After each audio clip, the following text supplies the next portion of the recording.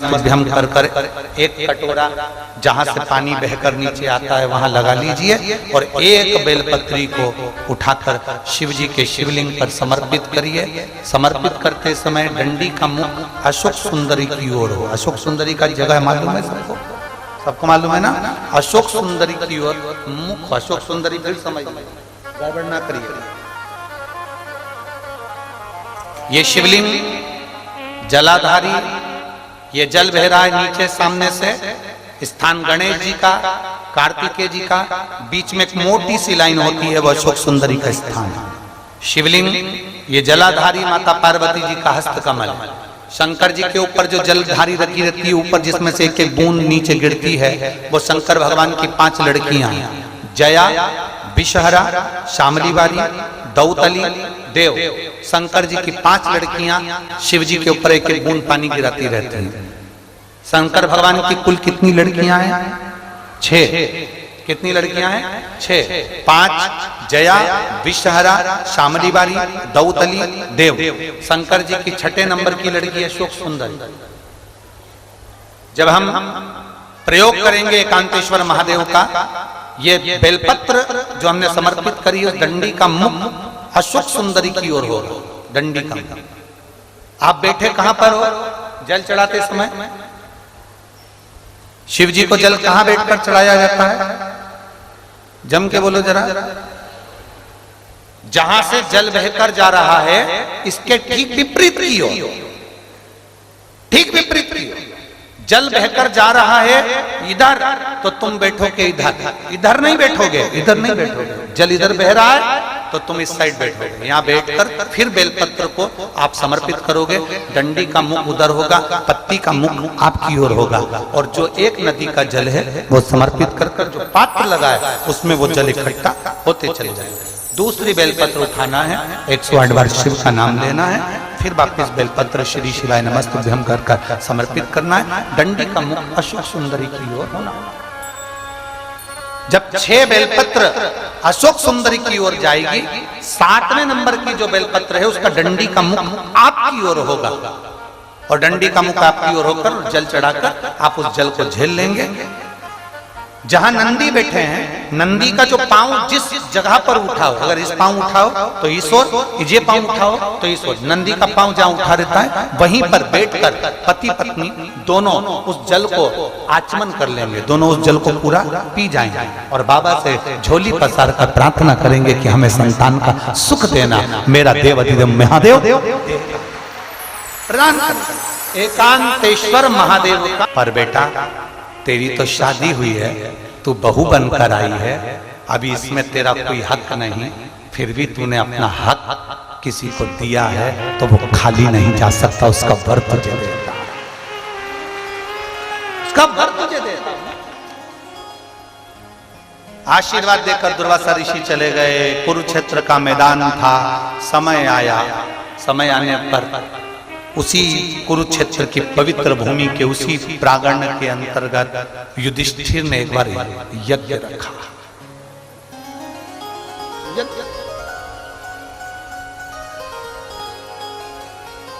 एक नेवला, एक नेवला अपने जंगल में से निकल कर आया, दुर्वासा ऋषि की कुटिया में चले गया।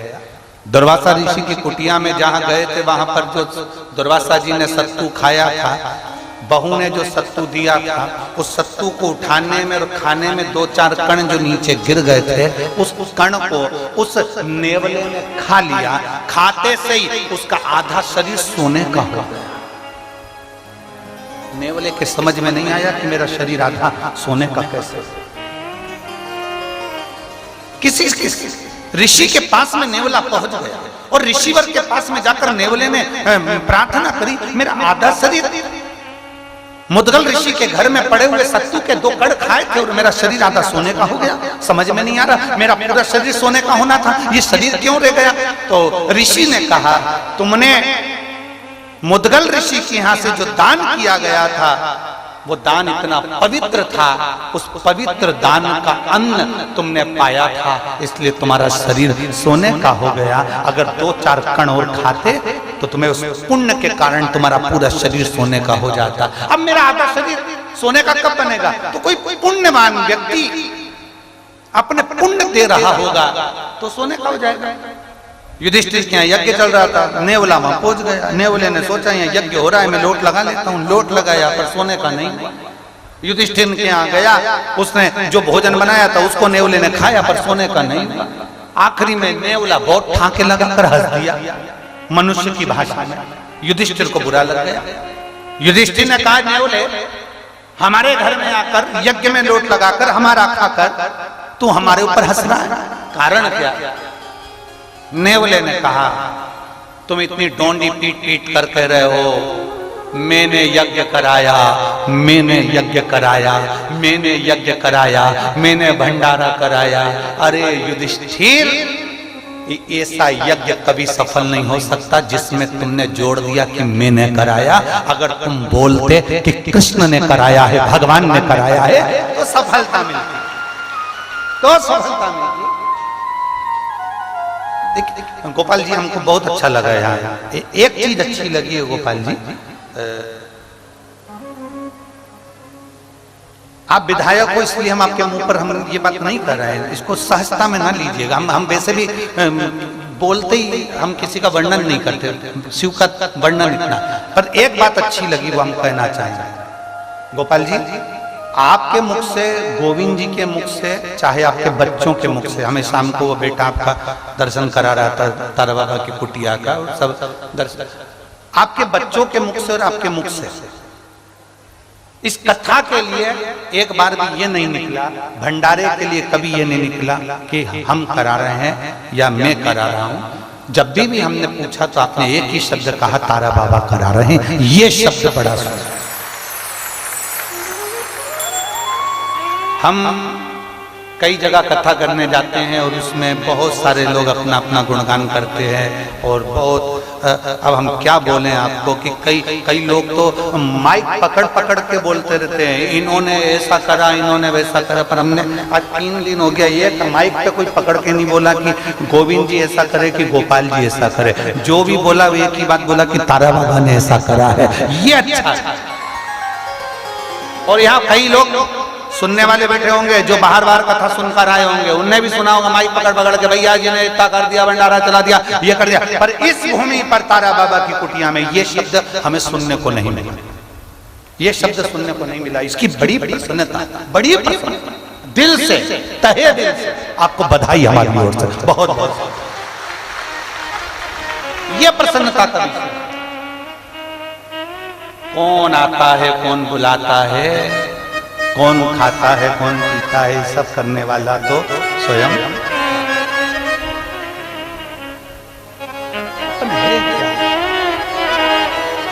क्या है? और महाराज शिव कथा कहती है,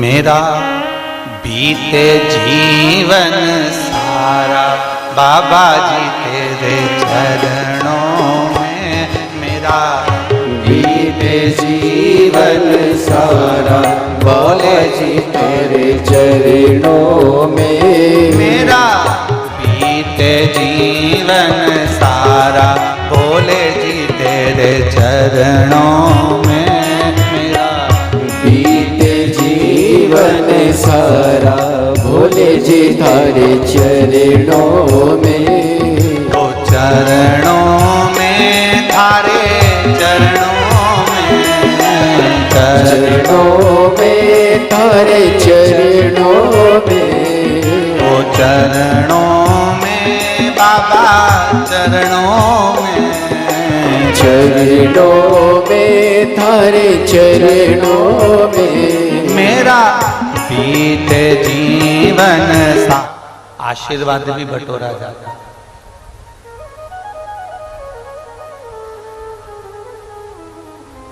आओ सेवा करो, पुण्य बटोर कर लेते हैं, पुण्य अच्छा लेते हैं। कल कथा में एक बात कही थी विश्वनाथ मुनि की, जिनकी धर्म पत्नी और विश्वनाथ मुनि एक बेलपत्री का दान जरूर करते हैं। एक बेलपत्री। कल एक बात जरूर कही थी कि चांदी सोने की बेलपत्र से बड़ी होती है एक वृक्ष की, जम के बोलो जरा, बेलपत्र। जो सोने चांदी की बेलपत्र भी सुख नहीं दे सकती, वो सुख मेरे शंकर भगवान को जो बेलपत्र प्रिय है वो बेलपत्र दे दे। जितने लोग भ्रम में पड़े हुए हैं कि हमको गुरुजी ने चांदी की बेलपत्र दे दी, किसी ने सोने की बेलपत्र दे दी, बिल्कुल खुश मत होना, रत्ती भर भी। एक रत्ती के खुश मत हो कि तुम्हें चांदी की बेलपत्र मिल गई कि सोने की बेलपत्र मिल गई।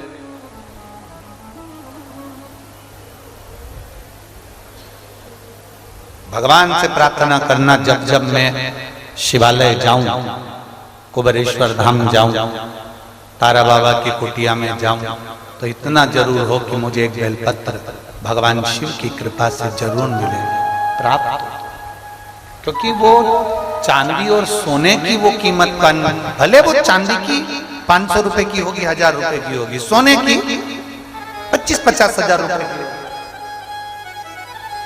पर चांदी की बेलपत्र खा सकते हो क्या? नहीं खा जा। सोने की बेलपत्र खा सकते हो? नहीं।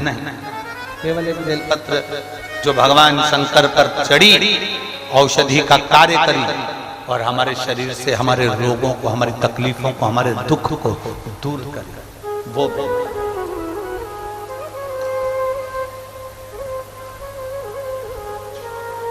विश्वनाथ मुनि ने अपनी धर्मपत्नी से कहा कि बेलपत्र का दान करते करते करते करते समय बीत गया। एक दिन विश्वनाथ मुनि की धर्मपत्नी ने कहा, विश्वनाथ मुनि की धर्मपत्नी बोली कि हमारे घर में संतान नहीं है, संतान का सुख नहीं, हमारे घर में औलाद नहीं है, संतान नहीं है। शास्त्र कहता है विश्वनाथ मुनि के यहाँ शादी के कई वर्ष निकल चुके थे, कई वर्ष, पर औलाद का सुख नहीं।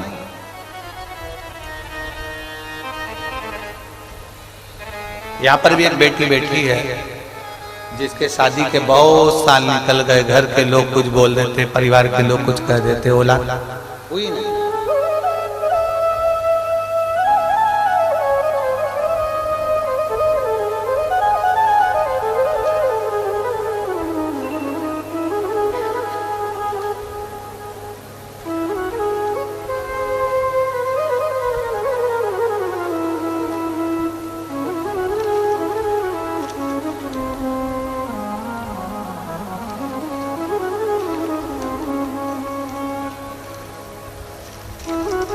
शंभो शरणे पड़े मागू घड़ी रे घड़ी, दुख काटो दया करी निदर्शन आपो। मैं प्रियंका सरदाना, रितेश सरदाना, सिरसा हरियाणा की रहने वाली है। कहीं बैठी हैं? मैं प्रियंका सरदाना, रितेश सरदाना, सिरसा हरियाणा की रहने वाली हूँ। मैं श्री गोपाल जी को, गोविंद जी को साधुवाद धन्यवाद देती हूँ जिन्होंने हमारी मन की तमन्ना को पूरा कर दिया, आपको बुलाकर शिव पुराण कथा करवा। मेरी शादी को कई साल हो चुके थे। कहीं बैठी हो तो हाथ हिला सकते हैं। आप ही हैं? श्री शिवाय नमस्ते। लिया बाबू को लिया। मेरी शादी को कई वर्ष हो गए थे। हमने 1 साल, 2 साल, 3 साल, 4 साल, 5 साल, 6 साल इंतजार करा, 7 साल, 8 साल, पर औलाद का सुख नहीं हुआ। तब गुरुदेव, जब हम डॉक्टर को दिखाने जाते थे, डॉक्टर ने भी कह दिया था कि कोई चांस नहीं है। तब किसी के कहने पर हमने शिव जी के मंदिर जाना प्रारंभ करा, शंकर जी को जल चढ़ाना प्रारंभ करा, और सफेद आंकड़े की जड़ का आपने जो प्रयोग बताया था, एक बार तो बांधी थी गुरुदेव, पर वो असर नहीं कर। हमने दूसरी बार फिर बांध ली, वो भी असर नहीं कर। तब हमने तीसरी बार फिर सफेद आंकड़े की जड़ को लेकर आए, शिवजी पे से 21 बार घुमाकर तुम्रुकेश्वर महादेव का नाम लेकर नंदी के पास खड़े होकर लाल धागे में उसको कमर में बांध लिया। हम दोनों पति पत्नी शिवजी को जल चढ़ाना प्रारंभ कर दिए।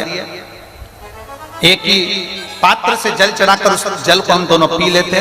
बाबा की कृपा से मैं क्या वर्णन करूं गुरुदेव। 14 अक्टूबर 2022 को मेरे घर में बेटे ने जन्म लिया है। मैं बाबा को धन्यवाद देने के लिए आया।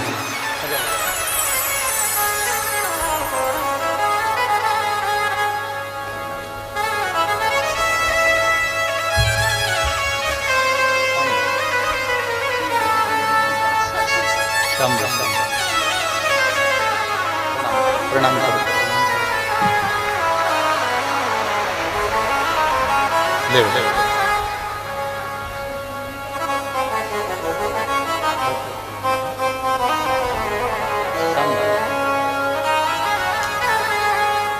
शिव तत्व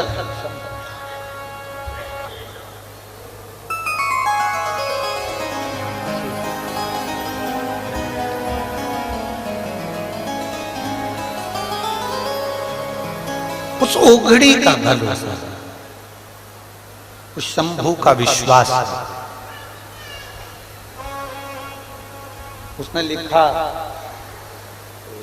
गोविंद जी, गोपाल जी, आपको बहुत बहुत धन्यवाद। पत्र में, और एक पत्र नहीं है आपके लिए, वास्तव में आपने बहुत भागवत जी कराई है, राम कथा कराई है, आप पुण्यवान हैं, ये शिव कृपा है। पर आज पूरे सिरसा वालों के चेहरे पर, बोलो रे सिरसा वालों, सही है, सिरसा वालों के चेहरे पर अगर कोई खुशी की लहर लाकर दी है ना, उसके लिए बहुत बहुत धन्यवाद है। ये शिव पुराण लोगों के प्रसन्नता के कारण आंख में आंसू आ जाते हैं। और आपको इतना इतना लिखा है, हम पत्र पढ़ेंगे ना तो आपको हम ना आ जाए इसलिए हम पढ़ते ही नहीं। इतना अच्छा अच्छा लिखा है आपके लिए, बहुत सारा, बहुत सारा। शिव कथा बाबा का दिल से क्या ना। एक बेटी लिख रही है, एक बेटी ने लिखा, प्रमीला गुलाब सिंह, गांव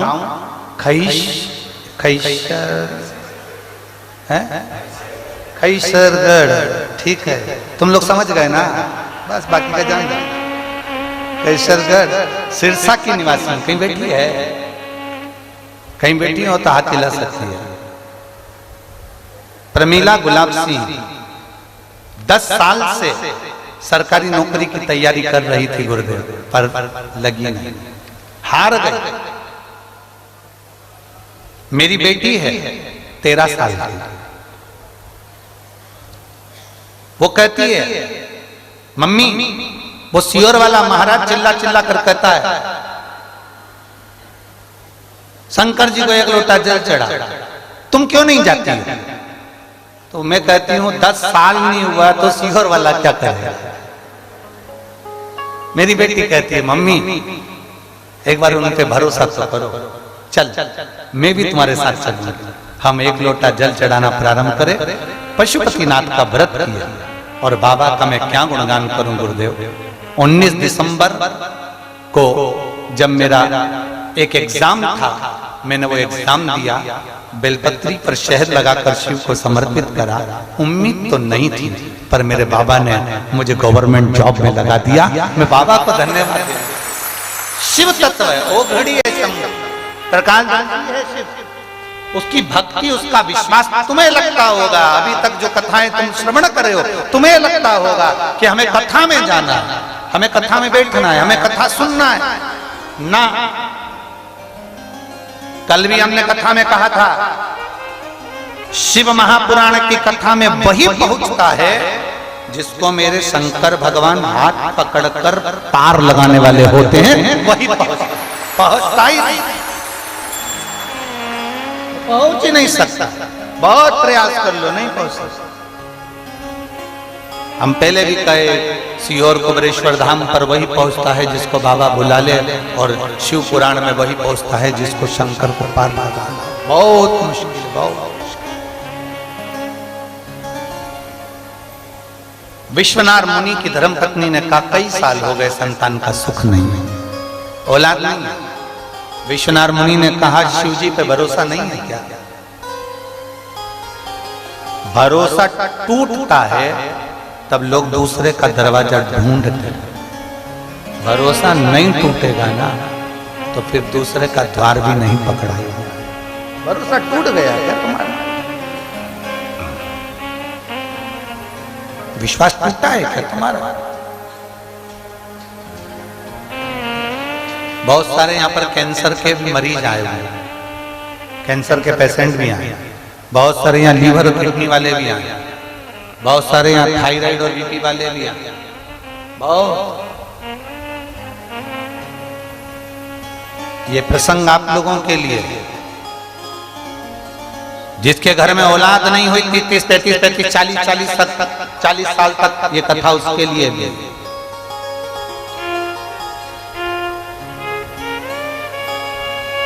कहा विश्वनाथ मुनि ने कहा कि तुम्हारा भरोसा नहीं है शंकर पर है, पर संतान का सुख नहीं।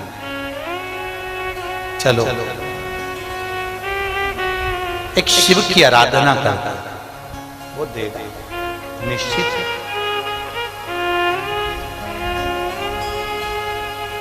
सप्त नदियों का पवित्र जल, मेरी जीजियों 35 साल भी हो गए ना औलाद को नहीं है ना घबरा। 40 साल भी हो गए ना औलाद को ना घबरा। अब जब तुम्हारे यहाँ संतान नहीं है ना तो एक नियम बनाना कि मुझे 5 पंडाल में पहुंचना है और 5 पंडाल में पहुंचकर वहां पर से मुझे 5 जगह की 5 कथा के पंडाल की मुझे बेलपत्र चाहिए। आप नियम बना, उसके दरवाजे पर जाने का नियम बना। अब जब औलाद नहीं है तो एक प्रयास तुम भी करो, अपने पति से कहकर मुझे कथा में जाना है, 5 पंडाल में बैठकर कथा सुनूंगी।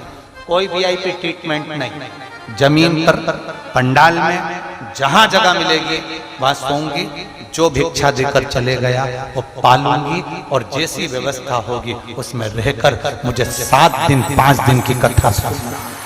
5 पंडाल।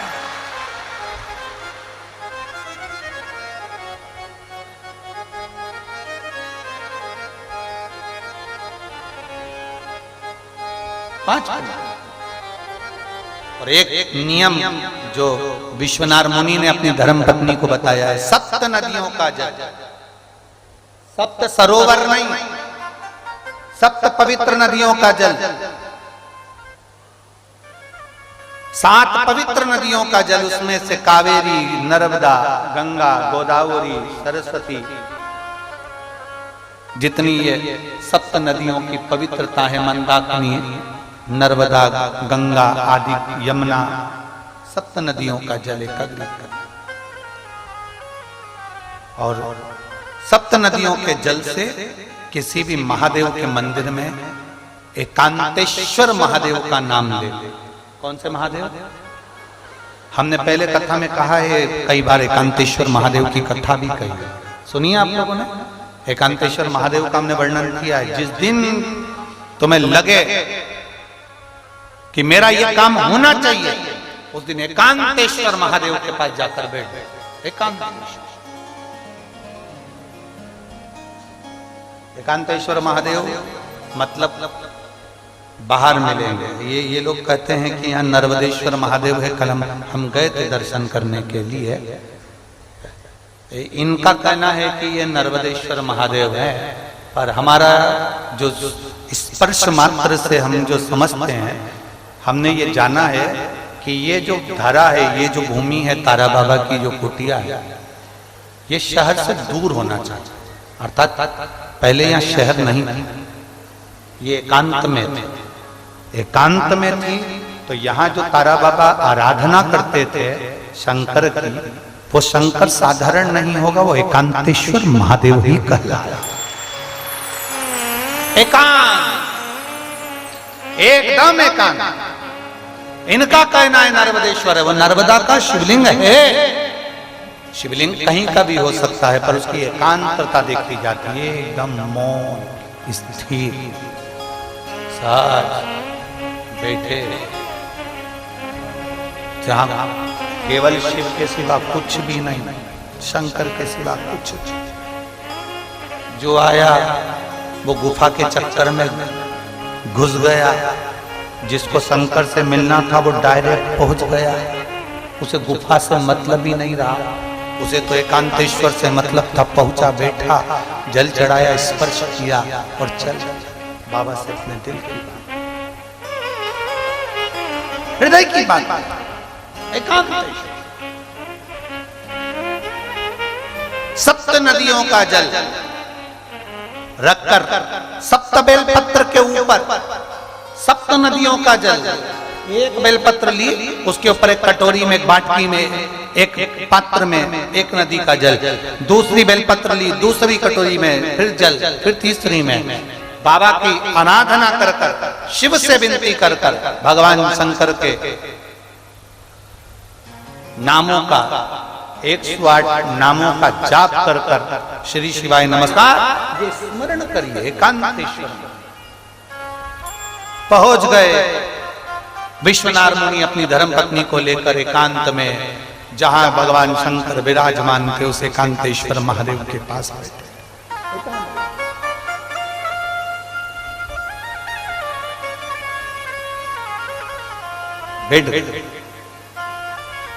एकांतेश्वर महादेव के पास बैठकर आराधना करी, पूजन करी, सप्त नदियों का जल समर्पित कर आचमन करा। गर्भ ठहर गया, गर्भित हो गई ना, पुत्र आ गया, संतान आ गई। थोड़ा विस्मय था, विश्वनाथ मुनि की धर्मपत्नी को विस्मय था। भरोसा करो तो पूरा करो, अगर तुमने भरोसा करा है तो भगवान नैया पार भी करेगा। विश्वनाथ मुनि की धर्मपत्नी को थोड़ा विश्वास भी था, थोड़ा अविश्वास। कई लोग ऐसे होते हैं जिनके मन में विश्वास भी प्रकट होता है, अविश्वास भी हो जाता है। किसी किसी को लगता है क्या शंकर जी पे जल चढ़ाने से ऐसा हो सकता है? चढ़ा रही है पर विश्वास नहीं है, बोल रही है पर विश्वास नहीं है।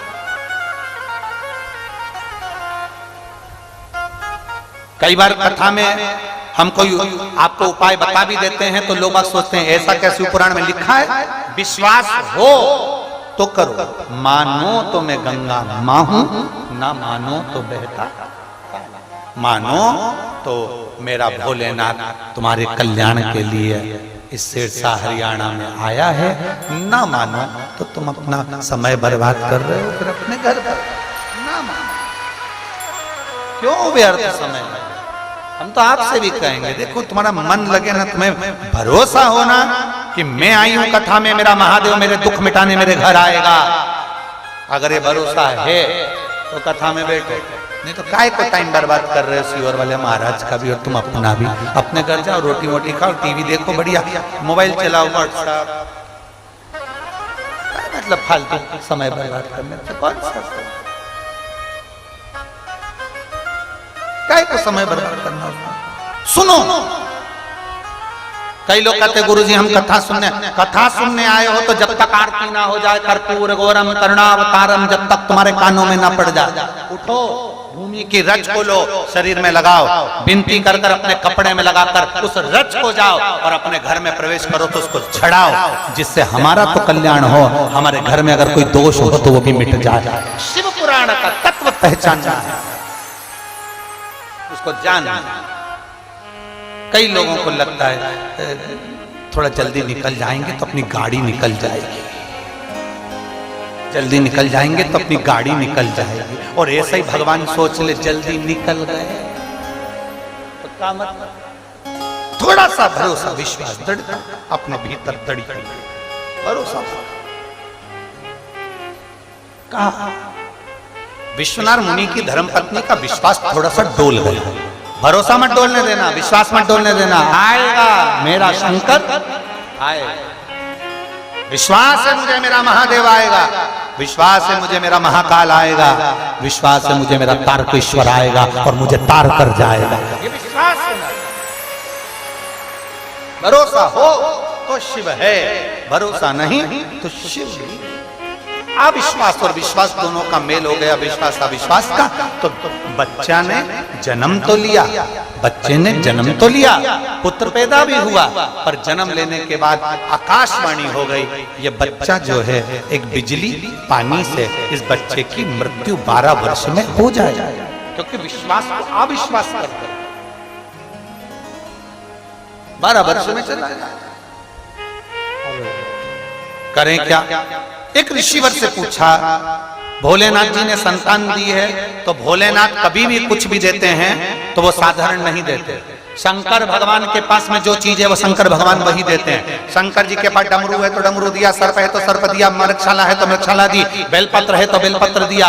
शंकर जी के मंदिर में अगर तुम्हें कोई लड्डू बांट रहा है, शंकर जी के मंदिर में अगर पेड़ा बांट रहा है, समझ लेना ये शंकर जी का नहीं है। शंकर के मंदिर में तो केवल बेलपत्र रहती है तो बेलपत्र मिलती है, शंकर के पास रुद्राक्ष रहता है तो रुद्राक्ष मिलता है, शंकर के पास गंगा जल रहता है तो गंगा जल मिलता है, शंकर के पास में जो है वो मिल रहा है। शिव जी के पास में ना लड्डू है, ना पेड़ा है, ना गुलाब जामुन है, ना इमरती है, ना भजिया है, ना पकोड़ा है। शंकर भगवान को 56 भोग लगता भी नहीं है और वो खाते भी नहीं है। शंकर भगवान 56 भोग खुद नहीं खाते पर दुनिया को खिला देते हैं, इसलिए शिव शिव है। शंकर शंकर ओगड़ी ओगड़ी। सारे देवताओं को 56 भोग लगता है, मेरे महादेव को नहीं लगता। व्यर्थ की बात। कोई कहे महादेव को 56 भोग लग रहा है, समझ लेना फालतू की बात है। मेरे महादेव को 56 भोग लगता ही नहीं। वो उसको जो भोग लगता है तुम वो खा ही नहीं सकते। उसकी चॉइस ही अलग अलग एकदम अलग।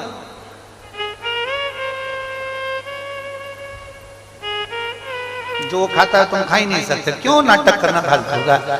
शंकर भगवान को भांग प्रिय है। कौन सी पुराण में लिखा जी कि शिव जी को भांग प्रिय? अभी शिवरात्रि आएगी, लोग घोटेंगे पिएंगे। कहाँ शंकर को जो प्रिय है वो तुम नहीं खा सकते। धतूरा मंगवा खा लो। शिव काली मिर्च मंगवा, शिव की प्रिय। लोग कहते हैं शंकर जी भांग पिए थे तो हम भी पिएंगे। हमने कहा शंकर जी तो जहर भी पिए थे, पी ले।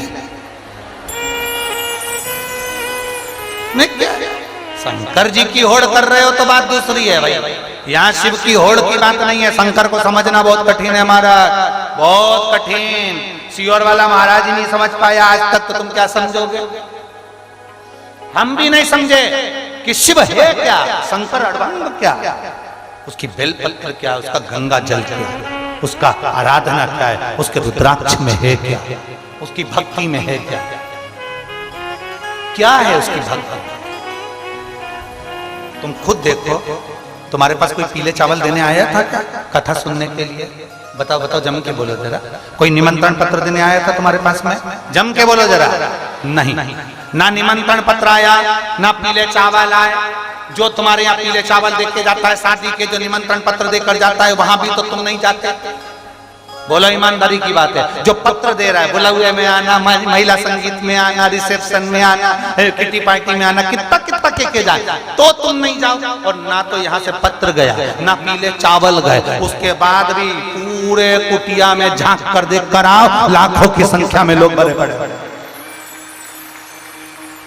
अर्थात तुम हमारे लिए नहीं आए हो, ये पुराना तुम्हारा संबंध है भोलेनाथ जी से, तो उसने खींचकर तुम्हें बुला लिया। हमारे लिए नहीं आए। अगर हम बुलाते तो तुम भी नहीं आते, वो तो बाबा ने बुलाया है तुमको, इसलिए तुम पहुंचे। तो विश्वास और अविश्वास दो हो गए। आकाशवाणी हो गई। नाम रखा गृहपति। शिवजी अपना सामान देते हैं, शंकर भगवान अपना बल देते हैं। शिवजी अगर संतान दे रहे हैं, शंकर भगवान अगर तुम्हें औलाद दे रहे हैं, शंकर भगवान 30 साल 35 साल 25 साल के बाद भी तुम्हें संतान दे रहे हैं, शंकर भगवान तुम्हारे को अगर धनपति बना रहे हैं, शंकर भगवान तुम्हारे रोग से मुक्त कर रहे हैं, तो समझ लेना शिव अपने पास से दे रहे हैं। शिवजी ने उसका नाम गृहपति रखा दिया। शंकर भगवान ने एक बच्चे का रूप रखकर आए और प्रेरणा दे दी, इस बच्चे से कहो काशी चले जाए। काशी में जाकर अगर एक बार बालू का शिवलिंग बनाएगा, पूजन करेगा, वहीं पर इसको शंकर का दर्शन हो जाएगा। काशी में जाकर बालू का शिवलिंग बनाकर इस बच्चे ने पूजन करी। पूजन करते से ही उसी समय 12वां वर्ष था, प्राण छूटने के लिए बिजली ऊपर से गिर रही थी। इतनी देर में देवाधिदेव महादेव ने आकर अपना त्रिशूल लगाकर बिजली को रोक दिया।